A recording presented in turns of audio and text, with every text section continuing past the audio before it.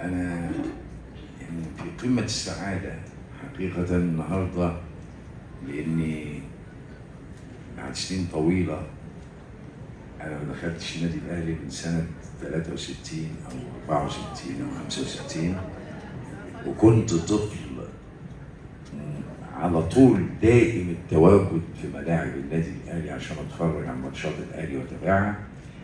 فعندي خزينة انفعالية النادي وانا داخل النهارده. انا طبعا مش عارف حاجه، مش فاكر. انا اللي فاكره الباب الوراني اللي من ناحيه الاوبرا ده اللي ورا، نخش عشان نطلع المدرجات عشان نشاهد النادي الاهلي.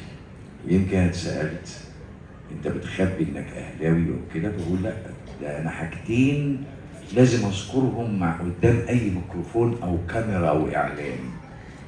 حاجتين: مولود سنه كام، واهلاوي ولا زمالك.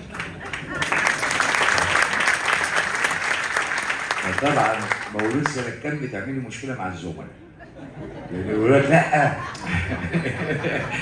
يعني مش تقول لي اصل انا معروف ان انا بادئه معاك، فكده سني بان لما تقول انا 3/3/48.